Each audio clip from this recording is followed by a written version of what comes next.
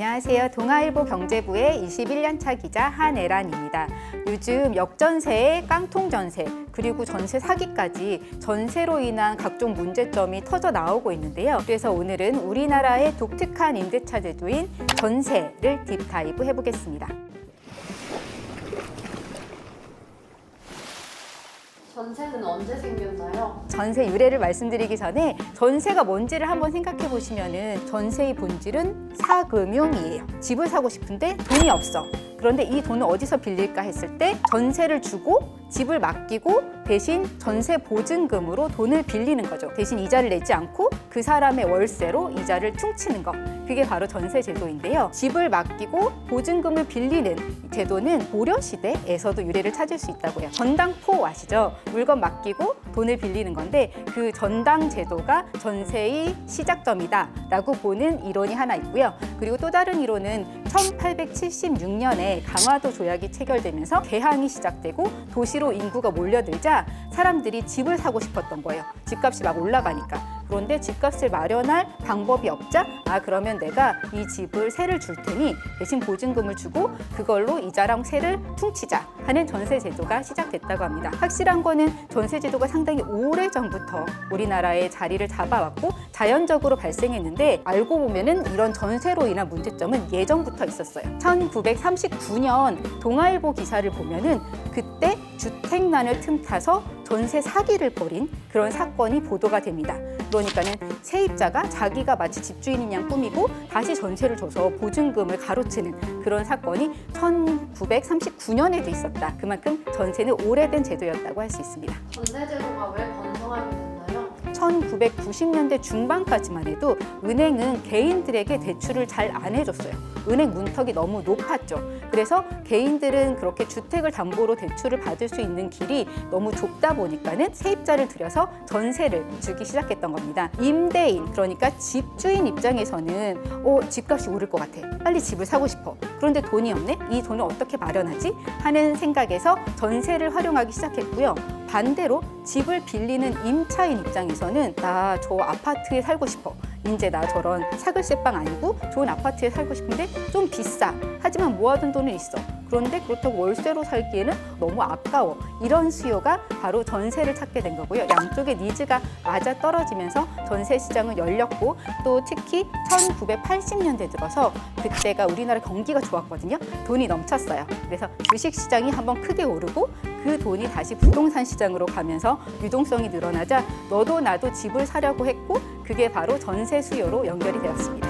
전세가 가진 문제점은 뭔가요? 도대체 뭘 믿고 그 집주인에게 거의 전 재산이나 다름없는 보증금을 맡기냐는 거죠. 그러니까 집주인을 신뢰하기에는 이게 사적 계약이라서 그렇게 쉽지 않다는 건데 근데 여기서 전세의 허점이자 동시에 전세가 번성할 수 있었던 이유가 나타납니다. 사실 이 집주인을 뭘 믿고 신용도도 모르고 정확히 근로소득이 얼마인지도 모르고 어떻게 이 돈을 내주지? 라고 생각을 하겠지만 다르게 생각해 보면은 사실 집주인이 보증금을 내주는 게 아니에요. 전세가 만기가 돼서 보증금을 돌려받아야 되면 집주인이 아니라 다음 세입자가 그 보증금을 주게 되겠죠. 달리 얘기하면은 전세라는 제도는 전세값은 계속 어느 정도 오르고 동시에 집값도 계속 오르는. 왜냐하면 집이 오르지 않는다면 사람들이 굳이 전세를 끼고 집을 살 이유가 없으니까요. 그 두 가지가 전제가 되었을 때 계속 번성할 수 있었던 제도인 거죠. 전세자금 대출이 문제를 키웠다고요? 보통 많이들 생각하는 게 전세 세입자는 서민이다. 그러니까 보호해줘야 하는 대상이다 라고 정치권이나 모두들 다 생각을 했어요. 그렇다 보니까 전세값이 이렇게 계속 오르면은 2년마다 전세 보증금을 더 올려줘야 되니까 그 부담이 크잖아요. 그래서 사람들이 살던 집에서 계속 못 살고 교외로 집을 옮기게 되죠. 그런 거에 대한 문제점이 계속 생기자 정부가 어떻게 생각했냐면 그래? 그러면 이거를 해결하려면 쉽게 보증금을 구할 수 있게 대출을 많이 늘려주자 라고 했어요. 전세 대출은 원래도 있었지만은 그렇게 활성화가 되지 않았거든요. 너무 조건이 까다로워서. 그런데 2008년쯤부터 이 대출 대상을 대폭 늘리고 한도도 1억이었던 거를 2억으로 막 높였어요. 그렇게 되니까 일단 사람들은 좋아했죠. 그러면 이제 전세금이 올라도 그걸 구할 걱정이 없네. 이제는 목돈 없이 월세 대신 더 싼 이자를 내고 계속 전세를 살면 되겠다. 이렇게 사람들이 생각한 거예요. 여기까지는 좋아 보였는데 문제는 그렇게 되니까는 집주인들이 전세값을 마음대로 올릴 수 있게 된 거죠. 예전에는 전셋값을 갑자기 올리면은 사람들이 이거 못 구해요 라고 했는데 이제는 전세 대출 받으면 돼요 하고서는 전셋값을 계속 올릴 수 있게 된 거예요. 그러니까 일단 전세 시장에 거품이 생겼고요.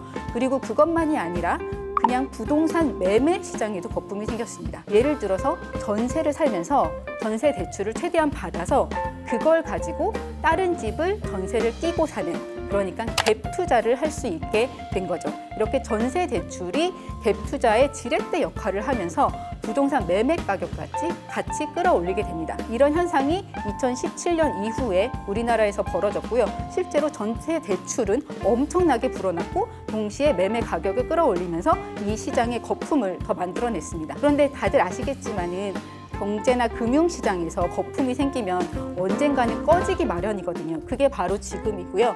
금리 인상까지 겹치면서 부동산 시장이 얼어붙고 집값이 떨어지고 전세값이 떨어지기 시작하자 지금 같은 역전세난이 나타나면서 이제는 전세 사기 같은 문제가 벌어지고 있습니다. 어떻게 보면 전세 대출은 선의로 시작된 정책이었지만 그게 시장을 왜곡시키면서 지금 같은 전세의 문제점을 더 키웠다고 볼 수 있겠습니다. 전세 제도가 사라질까요? 전세 제도가 사라질 거고 결국 월세로 다 바뀔 거다 라는 얘기는 사실 1990년대부터 나왔던 얘기예요. 하지만 아직까지도 보시다시피 전세는 없어지지 않았죠. 그래서 지금 사람들이 생각하는 거는 전세가 완전히 없어지긴 어렵다. 이건 워낙 우리 사회에서 뿌리 깊게 자리 잡아왔던 제도이고 아직도 사람들의 니즈가 있기 때문에 완전히 없어지긴 어렵다고 보는데요. 하지만 그렇다 해도 점점 반전세, 예를 들어 보증금을 상당 부분 있지만 일부는 월세를 내는 그런 식으로의 전환이 이루어질 거라고 보고는 있습니다. 지금 같은 상황에서 지금의 전세 제도는 말씀드렸듯이 상당히 위험성을 내포하고 있고 그 자체가 좀 취약한 점이 많은데요. 그래서 좀 보완해야 할 점이 있다고 전문가들이 얘기합니다. 전세 제도는 우리나라에만 있는 제도로 많이들 알고 계시는데 실제로는 볼리비아 같은 나라에도 이런 비슷한 제도가 있거든요. 그런 나라에서는 전세를 줄 수는 있지만 전세를 주는 사람들은 대출이 있으면 안 돼요. 집이 저당이 잡혀 있지 않아야 되고 전세를 놓은 집이 경매로 넘어가면은 1순위는 무조건 세입자.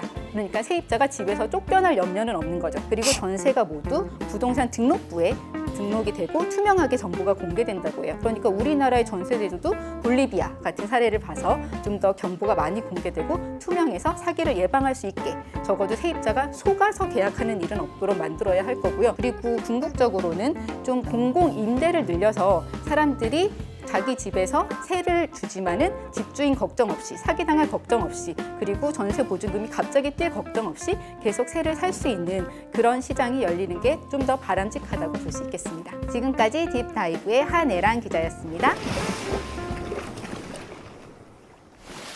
구독, 좋아요, 알림 설정까지 렛츠 딥다이브!